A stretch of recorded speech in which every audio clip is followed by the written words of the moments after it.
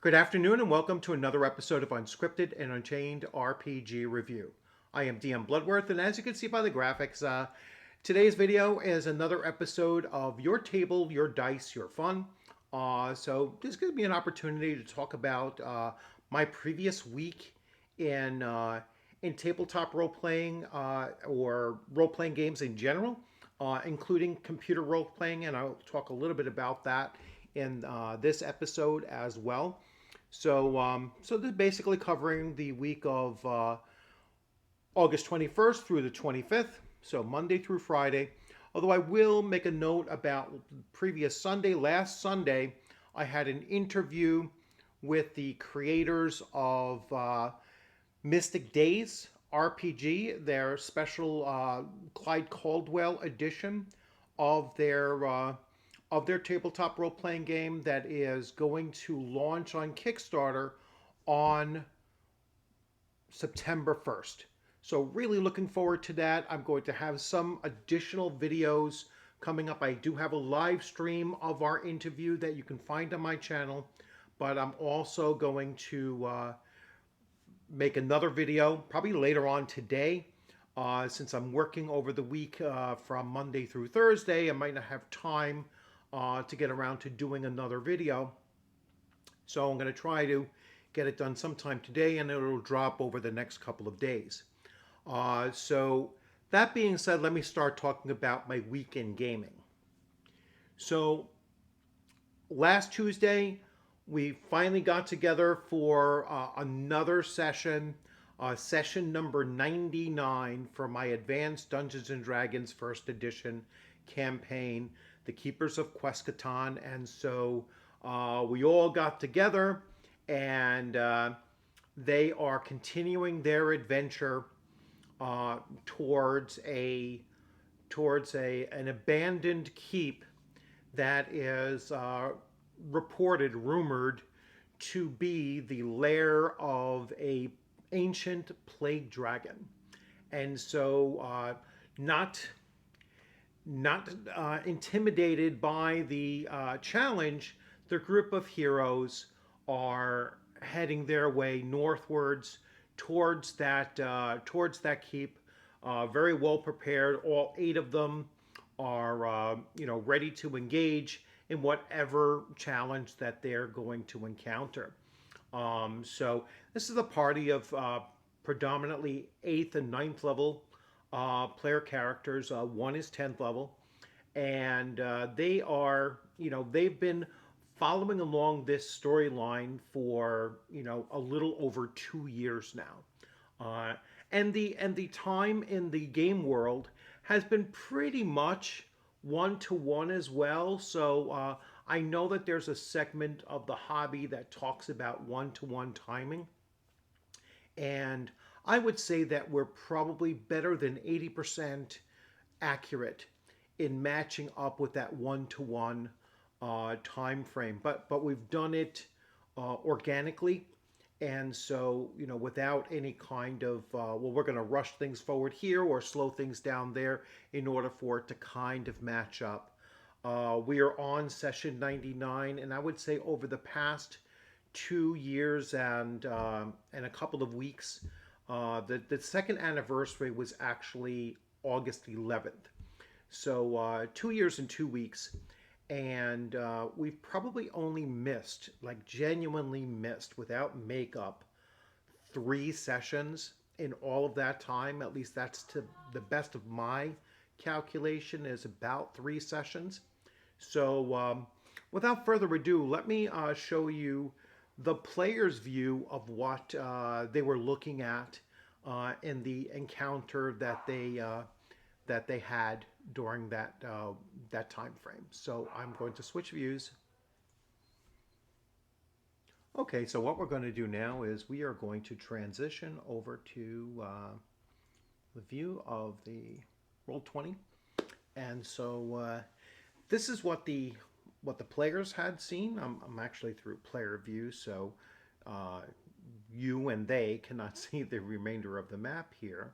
I'm going to scroll it out. So what they did was they approached, And I'll be able to move each of these characters around so you can see who we're talking about.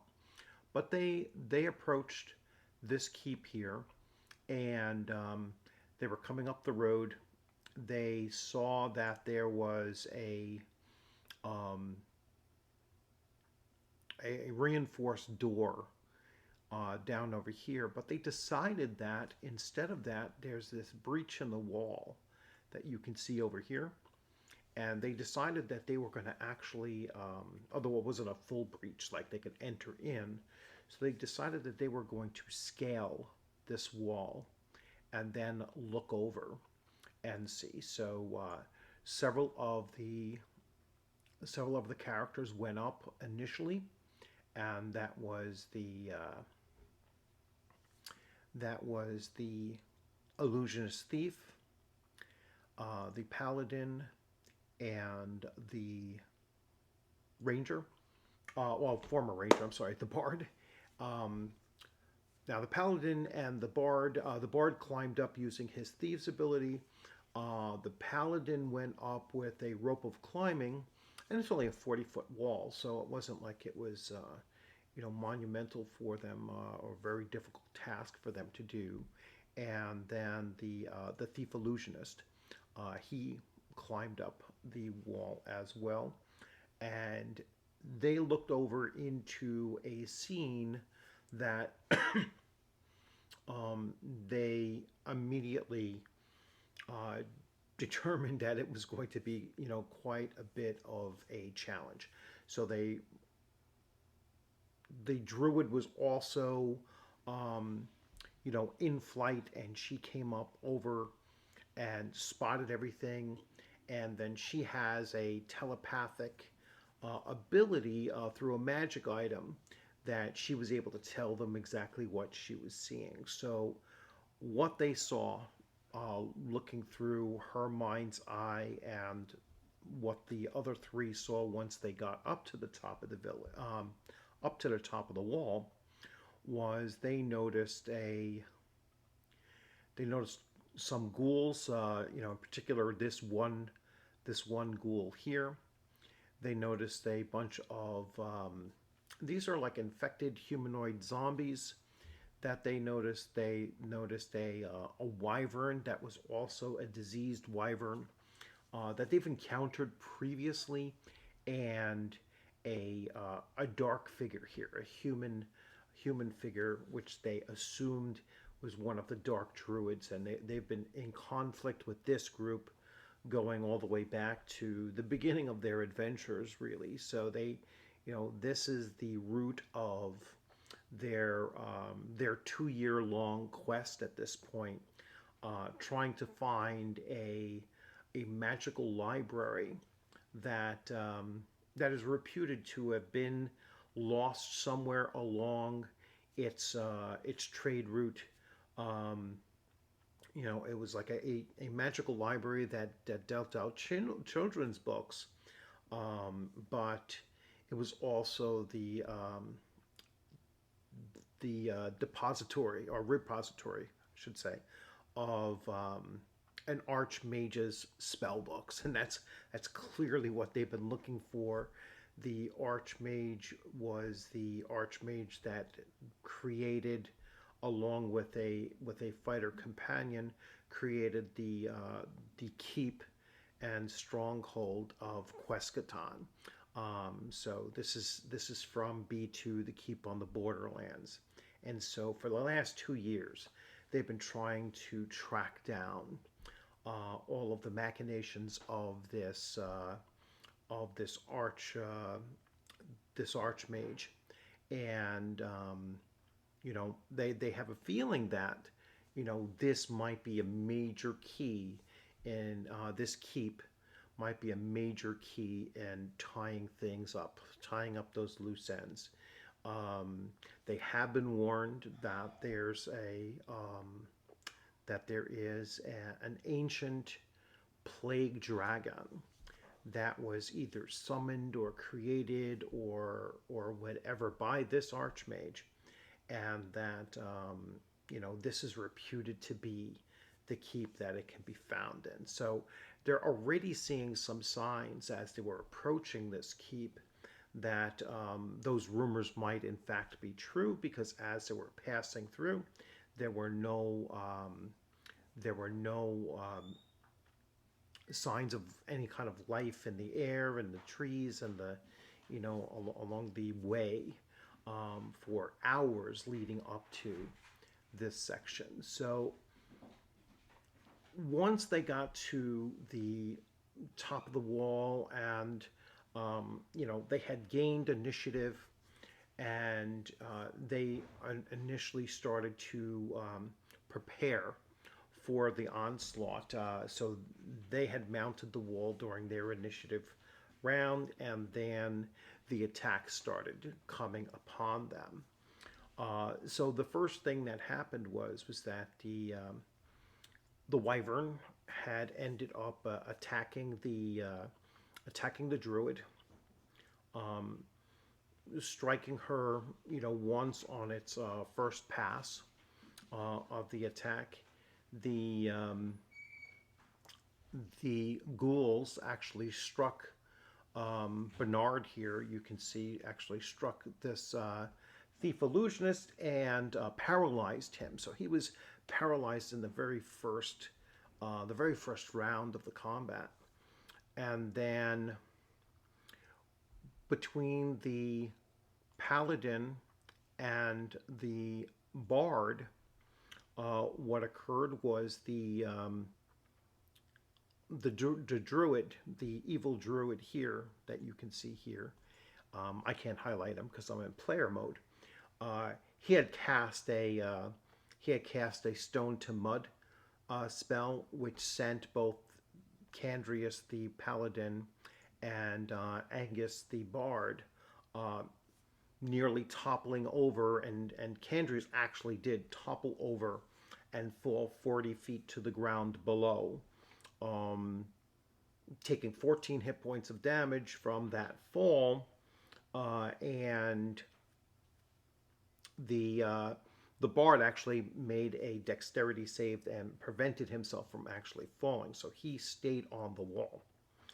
So the combat is now fully engaged, right? And the players actually had pretty good initiative rolls. They were making initiative. They were doing a pretty decent combat against these various foes.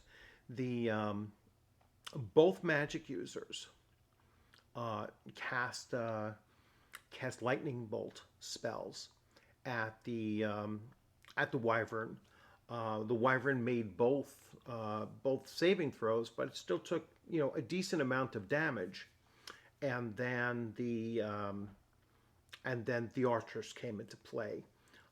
So the main archer was the bard, who had fighter thief as his base, and so he had actually taken down the wyvern. Then, I'm sorry, no, he didn't take down the wyvern. Sparrow, the druid, took down the wyvern. He had done some damage to it, and that was what allowed her to take down the wyvern. So I'm reading my notes here to try to see how it pieced together. So the combat is raging on amongst them, and the rest of the party manages to gain foothold on the, onto the wall, and they begin engaging the others. The ghouls were destroyed by one of the clerics in a turn. So they were wiped out by I believe it was Mirador, this cleric here. So he wiped them out. Sparrow ended up entangling these zombies here, and they would eventually just get wiped out after the main combat was over. And the Dark Druid was fighting the rest of the party, going back and forth. And in one of his actions, he cast a charm spell, and he ended up charming the bard.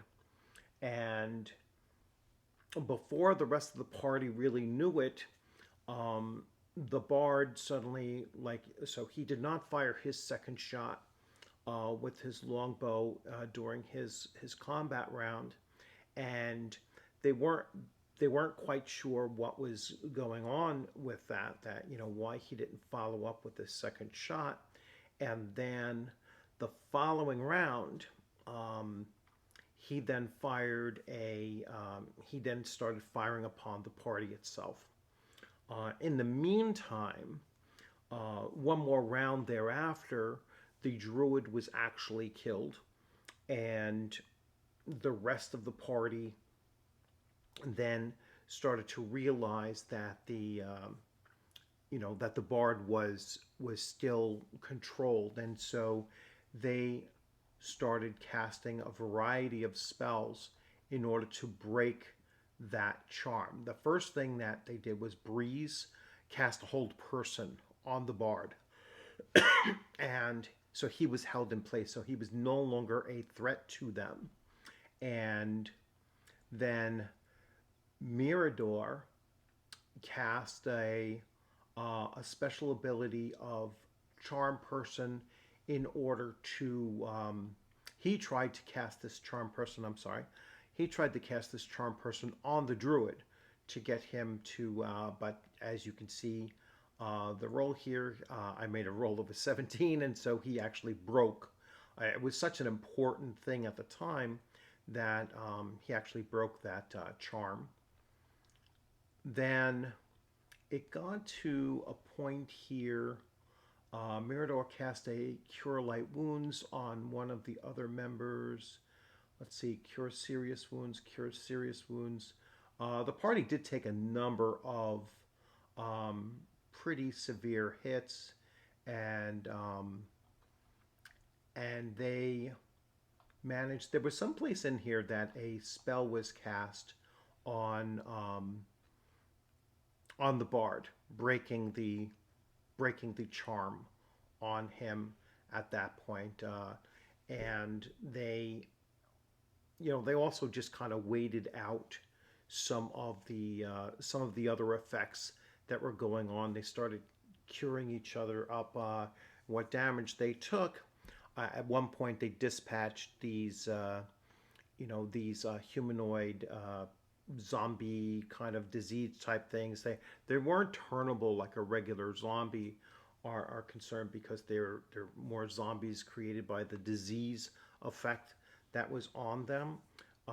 So they had killed those off, and finally uh, they started to prepare for the next stage. They could see in the distance a billowing smoke, like smoke vapor that you see in the sky, and they could see the formulation of some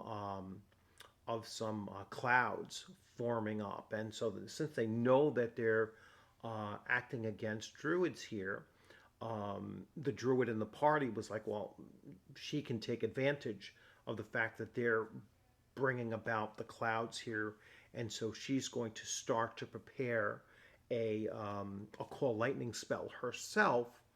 And so while she's preparing that, the the cleric of Forlagen, Mirador, he's going to cast a spell immunity upon her. And then once she gains, um, so while she's controlling and concentrating on the call lightning spell, um, she won't be, they won't be able to disturb her from maintaining that concentration with spells of their own, and or they can't dispel magic on her or do anything of the kind, or hit her with a silence or such with that spell immunity in place. So they're getting ready for what they're suspecting is going to be a a big battle coming up, or at least they anticipate within a short while. They might be facing a much more severe challenge than what they faced here. Even though this battle here lasted probably about 4 or 5 rounds or so, if I recall correctly. They know that this was only the initial stage, and that then their further push into the keep is going to become progressively more severe. And then if the if the ancient dragon is truly here, then that's going to be probably a major boss fight for them. So really looking forward to it. We're going to kick off episode 100 or session 100 this Tuesday night. If I get back early enough from work, I'm hoping that that's the case, and we can jump right into it. And then I can see this campaign going potentially another 3 to 4 sessions or so. So maybe another month on this, and we could wrap it up in the last week of September or so. If that's the case, then we will bring this campaign to a halt. If not, we will probably revisit this group of characters again in the future. But we are going to make, as a group of the 9 of us, we are going to make a move towards playing Castles and Crusades and getting more involved with a campaign I started there within the last couple of weeks, and move forward with that for a while and see how that goes. And then we can always revisit these characters again as they're starting to push into that upper level and go into more of a domain play with them. They might actually just become part of the world-setting landscape of heroic and well-known NPCs in the future as well. So we'll see as a group how we're looking to go forward with this. So that's pretty much my recap of our AD&D First Edition campaign. Now, other gaming that I've done over the last couple of days, and if you've been following the channel, you'll see that I started playing Baldur's Gate 3. I put up an introductory video, a session 0 as I called it. That first one I was planning on playing a halfling thief, a rogue, and he of course died in the first couple of encounters, getting through that initial part of the adventure. And then I decided, I was like, you know what, I'm gonna try a different character. And I've been playing in Elder Scrolls Online with a wood elf warden, and the closest thing to a warden is actually a ranger in D&D, in D&D terms. So I created a wood elf ranger and ran him through the first session, which you've seen already. And then I just made another video. I just ran him through, and he actually completed the first initial part or chapter of Baldur's Gate 3. And so that video is going to upload and be prepared for you to watch tomorrow morning at 6 a.m. Eastern time. So that's when that will go live. This video here I'm going to put in, and that'll be up sometime in a couple of hours or so, and then or less. And then I still have a few other videos I want to get around to making before I go back to work, Monday through Thursday of next week. I do have, as I mentioned earlier on in the video, I had that interview with the makers of Mystic Days, the Clyde Caldwell edition. And they gave me some other, materials and everything that they would like for me to put together to do another announcement video for their game, and so I'm going to do that leading up to their Kickstarter on the 1st. I am going to talk about the Kickstarter on the 1st as well and really put a push behind that. So really looking forward to to that launch day, and I'm free on Friday, so I will be able to really push that game out there. I am backing it myself, and so it's a game system and a group of creators that I really do back, and I think that they have a really intriguing product that I'll go into further detail with it leading up to the 1st, and then I will do a full review of the Kickstarter itself and the game system and start touching upon the game system once the Kickstarter launches. So be on the lookout for that as well. And then just to wrap things up here for this video, the channel has been growing well, and I know I just put up a community comment there that the channel subscriber reached 2828 sometime today or possibly yesterday, and so I just thought it was kind of funny to see the number 2828.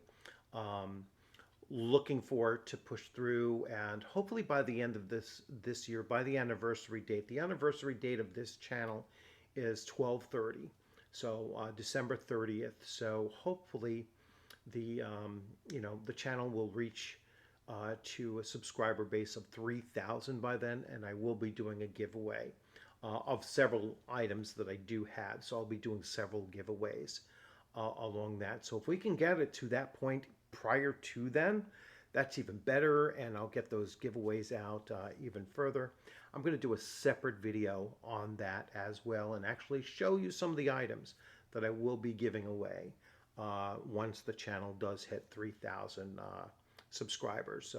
And I always wait a couple, because it ebb and flows over the first couple of days and everything, so it'll probably be around 3,005 or so, but somewhere along that range, that's when I'm going to actually do the live stream and the video, the live stream and then the giveaway for hitting 3,000 subs. So looking forward to that, and really appreciative of all of you that have subscribed already, for the traffic that the channel gets. You're coming in, you're leaving your comments, liking the videos, and shares are up as well. So I'm really happy to see the number of shares have been increasing. So keep on doing that good work, really helping out the channel, helping the channel gain more reach and stuff. I'm starting to see, because it's kind of weird, the way YouTube works is like I will get alerts that that my own channel's things are being presented, on the stream and such, and so it's kind of weird to get a thing. It's like, oh yeah, I know I posted a video.